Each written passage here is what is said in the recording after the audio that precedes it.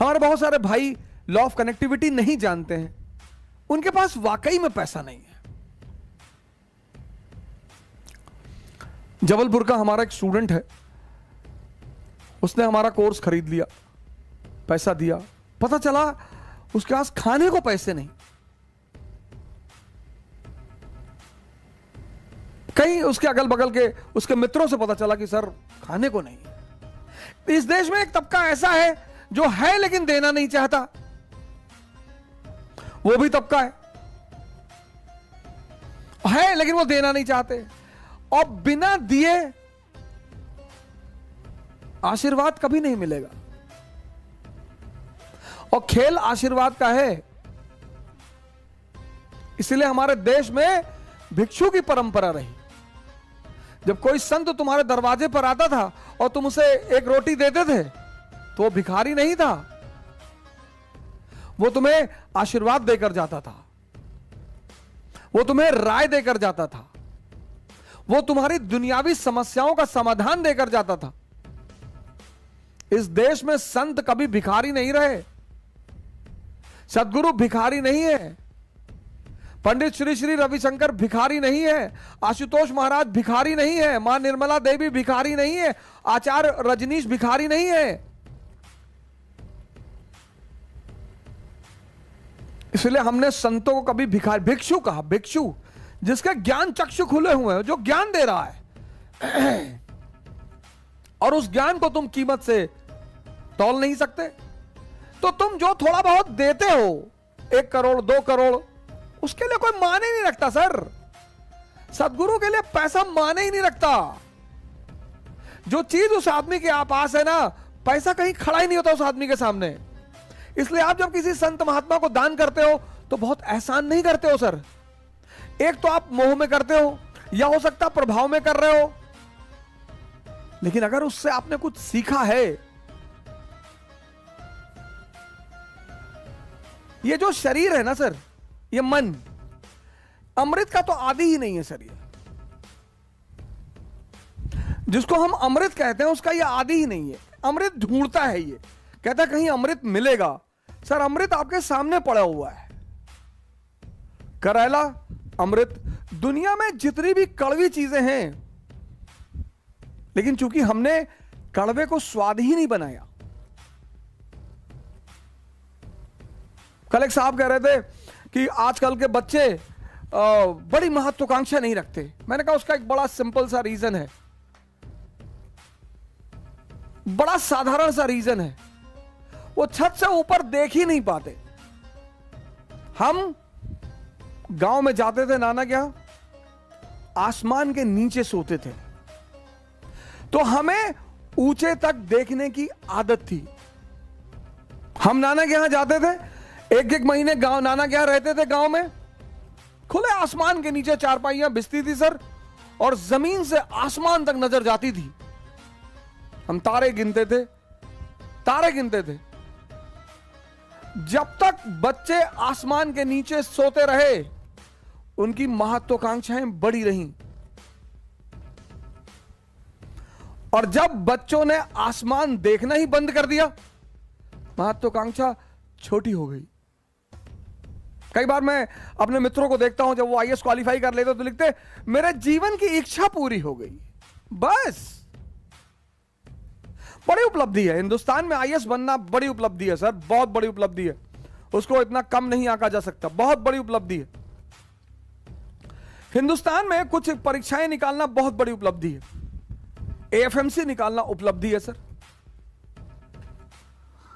IIT में पढ़ना उपलब्धि है सर, आईआईएम में पढ़ना उपलब्धि है सर, कंपनी सेक्रेटरी निकालना उपलब्धि है सर, उपलब्धि है सर, आईएएस निकालना उपलब्धि है सर, सुप्रीम कोर्ट में बार एट लॉ का मेंबर होना उपलब्धि है सर। बाकी इस देश में कुछ भी उपलब्धि नहीं है।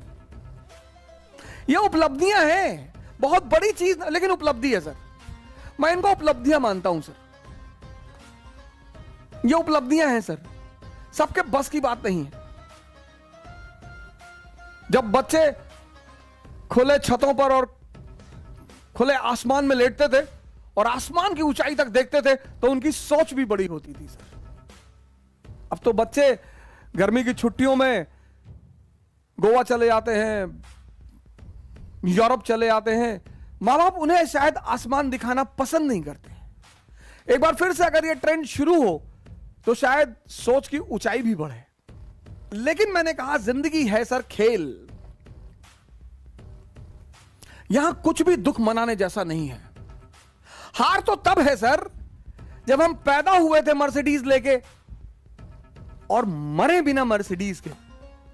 लेकिन जब हम नंगे पैदा हुए और नंगे ही मरेंगे सर, ये जो खेल लाइफ है ना, ये जो जर्नी है, ये बर्थ और डेथ, ये जो जर्नी है ना सर, बर्थ और डेथ वाली, ये एक यात्रा है सर। आदमी यहां भी नंगा, आदमी यहां भी नंगा।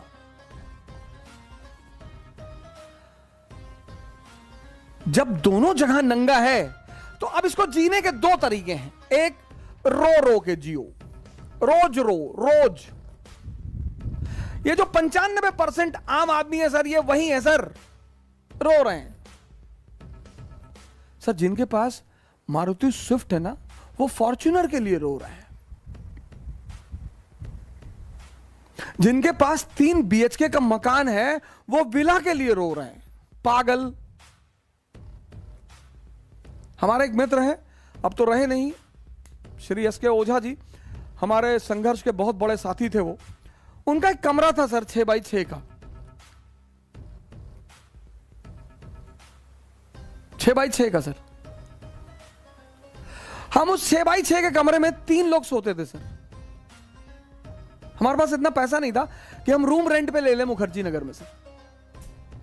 सर मेरी 8 बजे सुबह क्लास होती थी, और अब शुरुआत में तो आपके पास इतना पैसा होगा नहीं, घर से कोई बैकिंग थी नहीं, माता जी ने घर से भगा दिया था।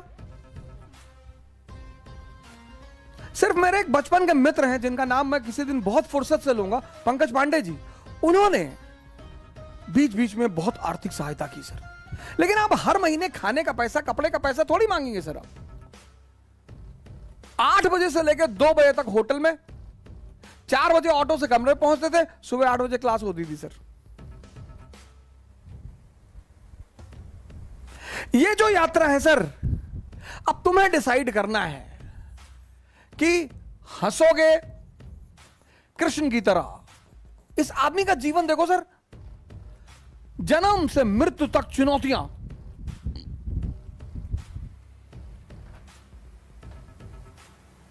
पर आप इस आदमी को कहीं रोता हुआ नहीं पाओगे सर, यही इस आदमी की खासियत है।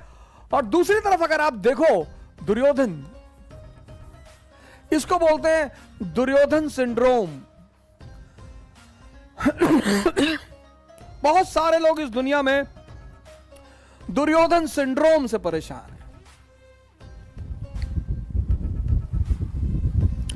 हमसे कुछ लोग कहते हैं, भैया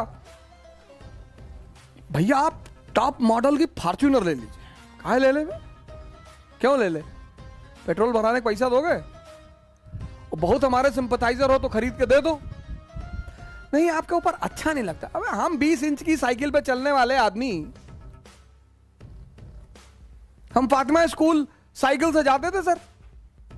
हमारे फादर तो पोस्ट मास्टर थे सर, 9,000 सैलरी थी उनकी। तो अब उसके बाद हम जो भी कमा रहे हैं वो तो हम तो बेनिफिट में हैं सर। अच्छा क्या नहीं लगता? गांधी जी पैदल चलते थे। मैं आप सभी मित्रों से निवेदन करूंगा कि अपनी जीवन में साइकिल को जगह दें सर। अगर आपने साइकिल को अपना लिया सर, 10 किलोमीटर की रेंज में जहां भी चल रहे हैं साइकिल चलाइए सर, मस्त रहेंगे सर। और कभी आपको लगे कि मैं आपको प्रवचन दे रहा हूं, आप आइए दिल्ली और हमारे साथ साइकिलिंग करिए 60 किलोमीटर की 1 गो में। और हार नहीं कर पाए सर, छोड़ देंगे पढ़ाना, कभी कैमरे पर नहीं आएंगे सर। जिसको भी लगे। और मेरे बड़े सारे मित्र कहते थे बोलने के लिए तो कोई भी बोल दे, बोलने के लिए तो हम भी बहुत बोल दे। नहीं सर, मैं डरता भी हूं सर, पर मैं जितनी बातें आपसे कहता हूं उनको मैं भी करता हूं सर। मेरे पास साइकिल है सर, उसी साइकिल ने, फॉर्च्यूनर ने किसी को इज्जत दी सर, बड़े लोग फॉर्च्यूनर पे चलते हैं, उस साइकिल ने मुझे इज्जत दी, उस साइकिल ने मुझे नाम दिया, उस साइकिल ने मुझे सेहत दी। सर मैं 2 किलो आम खा लेता हूं, आम मैं छोड़ नहीं सकता था, शुगर बढ़ रही थी स्टेरॉइड खाने से, सर्कोडिसिक की वजह से आम छोड़ नहीं सकता था। तो हमारे स्वामी जी हैं, उन्होंने कहा भाई आम छोड़ने के लिए कौन कह रहा है। हमने कहा फिर, बोले चला दे 50 किलोमीटर साइकिल। जब मजा ले रहे हो ना सर, तब मेहनत भी करो। और आनंद पता है क्या सर, स्वस्थ शरीर। ये जबान इतनी बड़ी,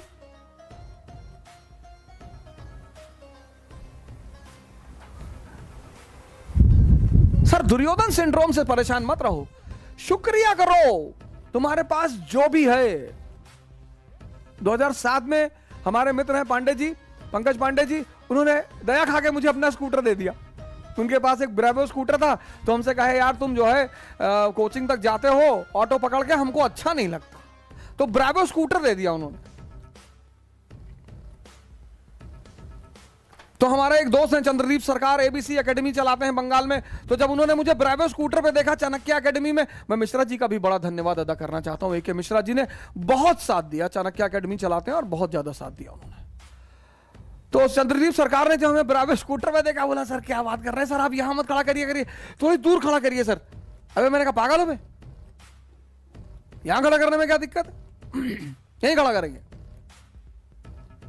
अपने समय से शर्म मत करो सर, अपने समय से डरो मत, लड़ते रहो हंस हंस कर। ये जो है अब आपको डिसाइड करना है सर। रोगे तो हर दिन तुम्हें एक बहाना मिलेगा रोने का, हर दिन। बस आदत डालनी है, चाहे रोने की डाल लो, चाहे हंसने की डाल लो।